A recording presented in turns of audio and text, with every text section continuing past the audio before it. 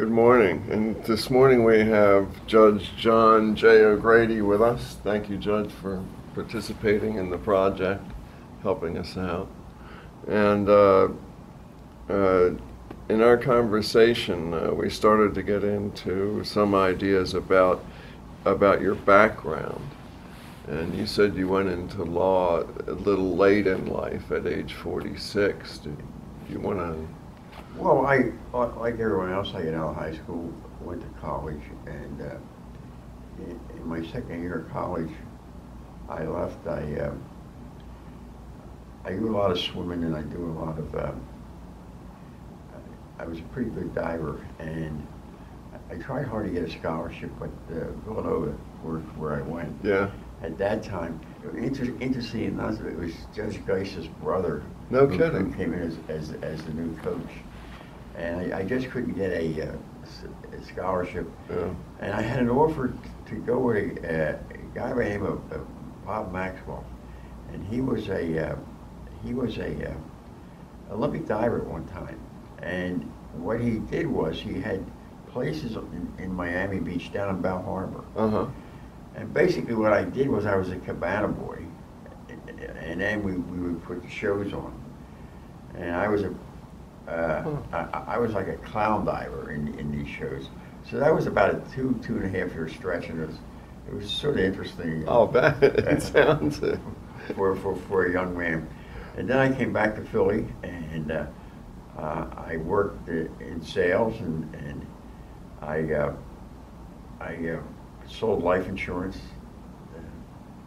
was a sales manager, Mm-hmm.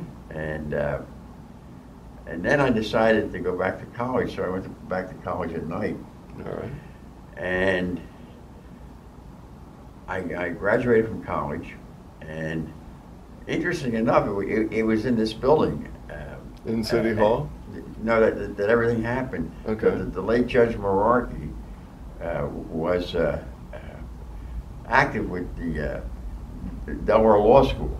Okay. And I saw him one day, and we used to talk all the time about everything. One of the few guys I talked to, by the way. And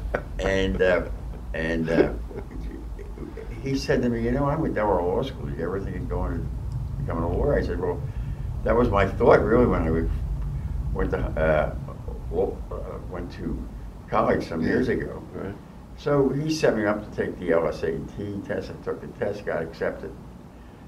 It changed in from Delaware to Widener Law School. Right. Yeah. I graduated, passed the bar, went out and I worked at city council for a while.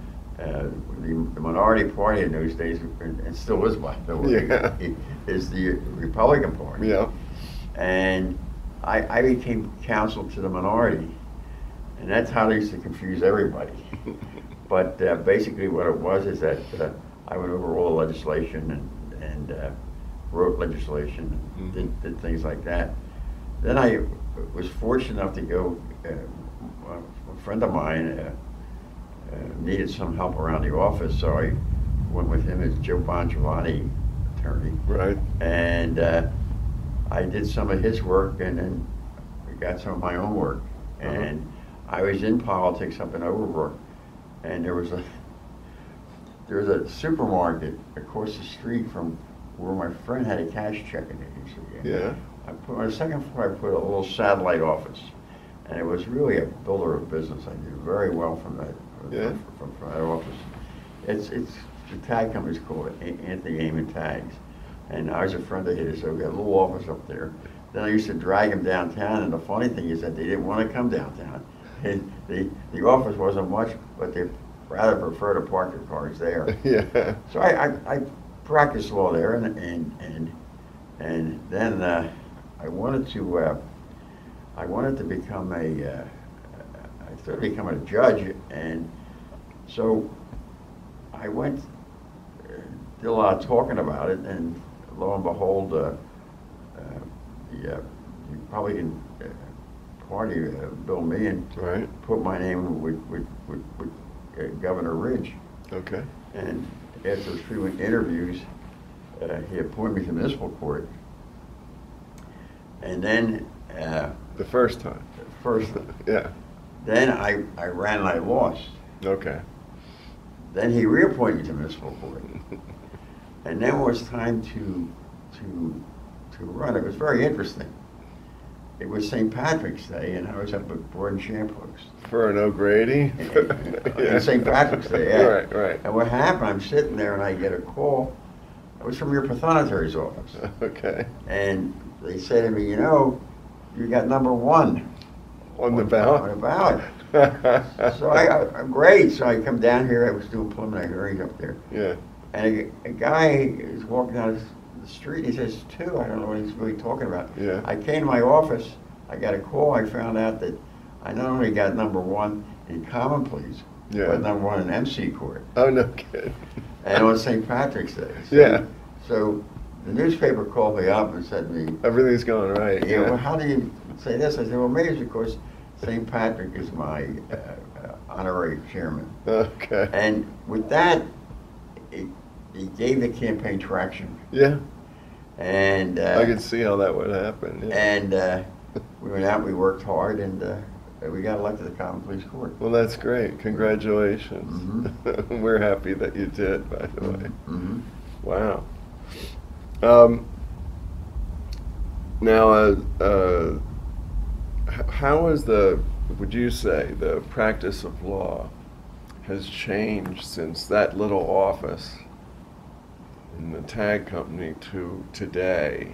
Well, I think what happened, as I see it, is that, Mm-hmm. and it was happening when I was practicing too. Okay. Because I had a lot of friends who were lawyers, and I think at one time, the bar in Philadelphia has gotten so big, one time everybody sort of knew everybody. Yeah. And it made it a lot easier to negotiate deals or there's some collegiality. Yeah, I understand. And I think that collegiality gets lost, and I think more and more it gets lost. And I think it's a very important thing to have collegiality. I know the Philadelphia Bar Association, through the criminal justice, they have a criminal justice section. They do a wonderful job in trying to bring criminal lawyers together. I'm on the criminal list. Right. I have the Okay. criminal list. And they do a wonderful job of trying to bring the judge every once in a while to a social affair. Yeah. And I think that's very good, because I think particularly in doing criminal law, there has to be some collegiality. There has to be some give and take. I think, as I always say, is that we have, at the end of the day, the judges, district attorneys, public defenders, private bar, Yeah. and everybody, probation officers, we have to realize we're all people. Yeah. And Bottom line, yeah. Yeah, and I think when you have that, I think more things get done. I agree with you. Yeah. And everything just isn't just black and white, that there are some gray areas and some areas that, you have to talk with each other about and come to agreement about. Mm-hmm. And I understand that, and I do think it's a good thing that perhaps is becoming more and more rare today, just with the sheer numbers. Is there any particular case that you have dealt with as a judge that might stand out in your mind or might be of special interest to the public? Well, I think the first thing is that it's a good question. I think the case that stands out the most is the case I'm going to do. I mean, because every day's different. And I think the one thing you have to learn, and I would wish more people would learn it, is that every case is different than the other case. Yeah. And that's one of the problems I have with mandatory sentencing. It tries to say that one size fits all. Mm-hmm. It just doesn't work that way. And I think that every case is important. I've had a few cases. I've had some funny things happen to me in the courtroom. I'm sure if I thought hard enough, I would think of one. But I had a case yesterday that was funny. I mean, I had a two complainant and defendant from Africa, spoke French interpreter. I had a defense lawyer who had such an interesting background.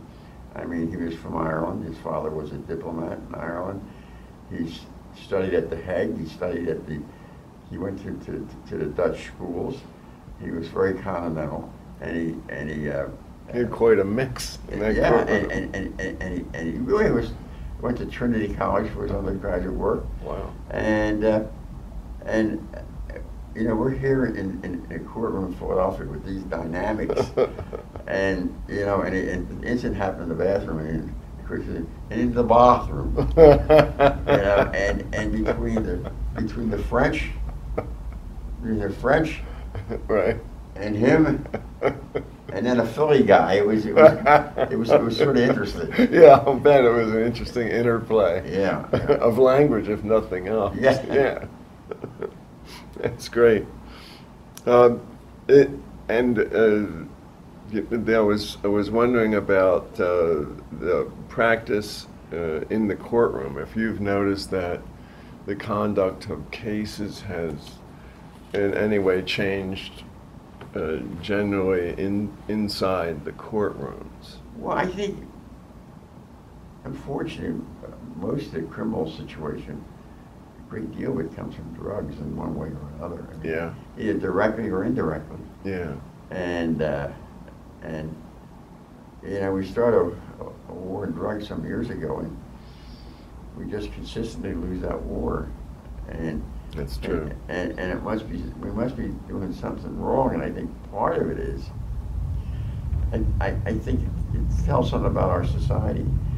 And I've been in Europe and British. I'm a traveler, and there's actually drug problems in a lot of the Western Europe countries, and I think it's something about our whole culture that has caused this problem, and I don't think it's going to resolve until we really look into that and try and do something about it. Now, I've been in China, Korea, and in China they don't play with it. If you have drugs, I mean, you're lucky if you get a long sentence. Okay. And if you're selling drugs, you're pretty good chance they believe in capital punishment. Right. And I'm not saying that that's the way to do it, but I think the reason they do that is that they don't want that culture to permeate their culture, their country. Yeah. So what they do is they do everything to keep it out. And so I think that's the problem. I think like everything else, I think some lawyers and some prosecutors, some public defender at times forget that they're in a profession. Then that to be a lawyer is an honor. I see. Every morning before I go to my courtroom, I think of my mother who taught me in life to be a certain way, and her three things was that you got to be honest, you got to be fair, and you always have to see the other side. I mean, I was very fortunate that I was raised that way. Yeah. And I think that's helped me an awful lot on the bench. They would be great attributes for a judge. Yeah. And I guess I got a lot more appreciation for her. Got a few whacks for her too. She put justice out her way. But I got. My mother had a broomstick. She was a very small lady. So it's basically I think a little of that professionalism, and I think you develop skills. Anymore if they're arguing, I just leave the bench. And all of a sudden they have nothing to say, and I come back. Yeah. Because if you get in the argument with them, you're the loser. Oh yeah. You're the loser. That's not going to work because then you've jumped down into the pit. But so they're all good pieces of advice.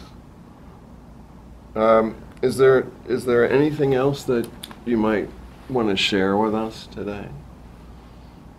Well, I know it. I think that what they've done here with the court system recently, putting it, I mean, if that's what you want to, I think it worked out real well. I mean, I didn't, quite frank with you. Yeah. I was like a lot of people. I didn't think it was going to work because we did it the first time, and we had people who couldn't find City Hall. We had people, or court system in Center City. Yeah. We had it. The scheduling was very poor. Okay. And it really was terrible. What happened is a lot of thought process went into it when they did it this time. This zone court organization. Yeah, and Mm-hmm. and I was a little bit of a manager, and to have everybody on one floor, when you let your DA go to see someone else, Yeah. you know where he is, and he's right down the hallway. Yeah. So it gives you a lot more fluidity, and I think it's been a real success. Great. As far as I'm concerned. And according to the statistics and all the analyses, it seems to be a good system. Yeah. Yeah. Yeah. Like I said, and I was once saying, because I'd seen what happened the first time they tried to do preliminary hearings. Yeah. From the districts out here. Right. Okay. And but somehow they got it together, and it works real well. Yeah. The first time it was a lot of problems with Yeah. elevators and people getting here and there and the other. But that's great. So that reaffirms some parts of court administration. There must be somebody doing something right in there, right? I think court administration gets criticized a lot, but I really think by and large, Believe me, they do. yeah.